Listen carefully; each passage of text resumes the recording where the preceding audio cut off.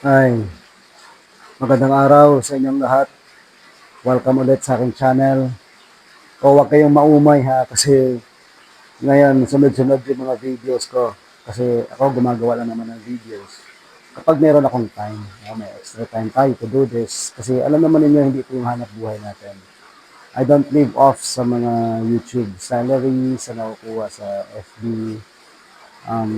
Those things help kasi especially sa mga pro bono cases natin, doon ko kinukuha yung mga pang-finance sa mga basic things, pang-abono minsan sa mga kliyente na medyo hirap pa sa pera, no? Doon nagagaling yung mga ano natin. Part of it kasi hindi naman kayang i-support lahat. So, that's why ang ating bread and butter ay itong mga pinagkakaabalahan natin, yung mga kaso, yung mga other activities na nalilit natin negosyo dyan. And of course, for this video, pag-uusapan natin yung comment ng isang subscriber natin. Ano? Ito ay tungkol sa kanyang question about separation pay. Naka 26 years in service na siya. It's a long period of service actually, really. No? And if you join the company at 34 years old, so retirable ka na. No? But if you join the company at an earlier age, hindi ka pa naman retirable. But if you do decide to leave, for example, na-terminate ka na, either redundancy or retrenchment, ang question is magkano ang separation pay, which is actually yung question ko natin subscriber. Now, to those who are watching this video, watching me for the first time, naligaw sa feed ninyo, naligaw sa inyong mga YouTube reels, so welcome to my channel.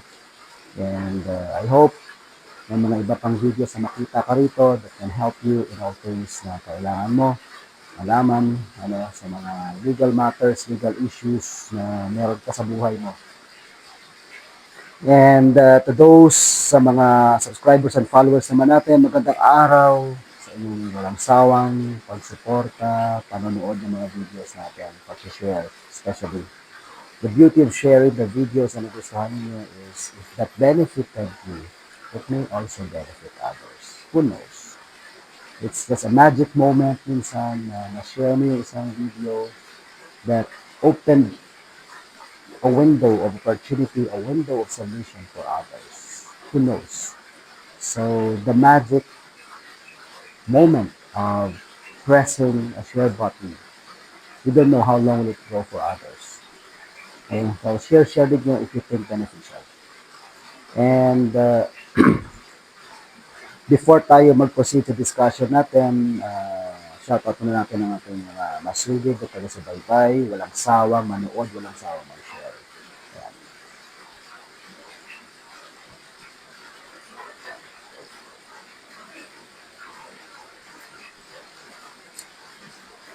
Okay. So itong ating subscriber naka 26 years in service. Long service, loyal service yan pagka inabot ko ng ganun. You know? And gusto nang umalis, no? So, ang tanong lang magkano ang separation pay niya. Kapag ang pag-alis nitong ating subscriber ay through Article 298 of the Labor Code, no? Yung installation of labor saving device, yung redundancy, 1 month per year of service yan. Kapag retrenchment to prevent losses or closure na hindi naman due to severe financial losses,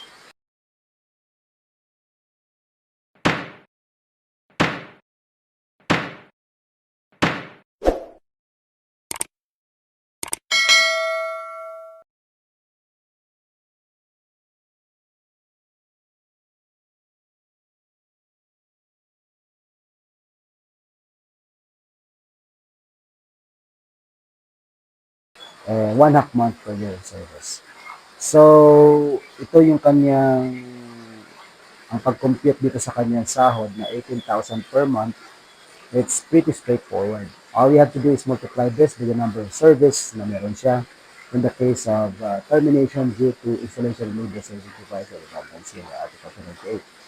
So kung multiply natin ng 18,000 times 26 years in service, that's like 468,000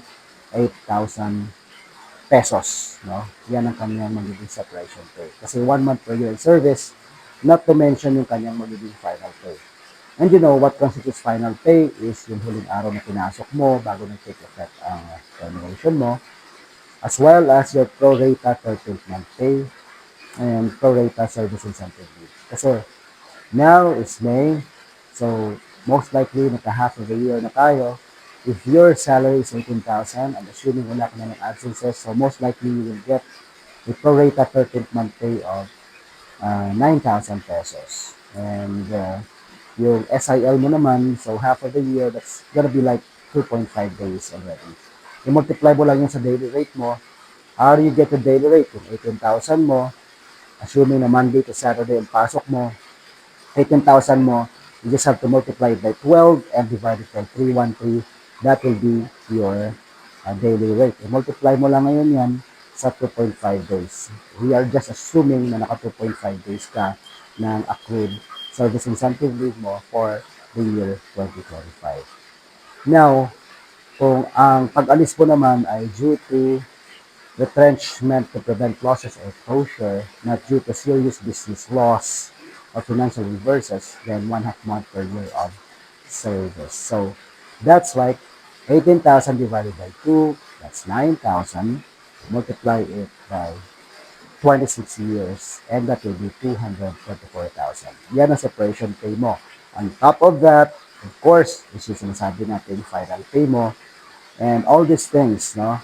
Under Labor Advisory 6 years of 2020, dapat magbigay sa'yo within 30 days from the time na nag-take effect yun, yun, termination, no? Or separation from service. And of course, consistent or in accordance with the case of Milan versus NLRC, mag-comply ka sa mga exit procedures. Mag-clearance tayo, etc. Mag-turnover ka, no? And kumuha ka na rin ng iyong certificate of employment. On the part of employer naman, kung ikaw yan, then i-report mo sa DOLE yung separation niya from service under Article 298 using the RTS 45.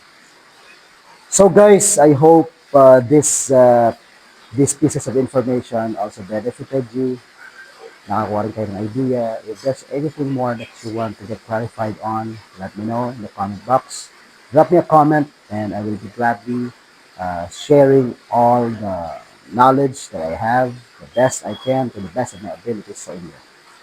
And may gusto pa kayo malaman, let me know. Drop me a comment, anything under the sun about legal matters dito sa Pilipinas. I'll do my best na nabigyan kayo ng information. General information lang kasi pag mga kaso na yan, at specific information that you have to visit me, I have to read your files, I have to read your documents, we can discuss it. I'll talk to you. Iba yun. Alright?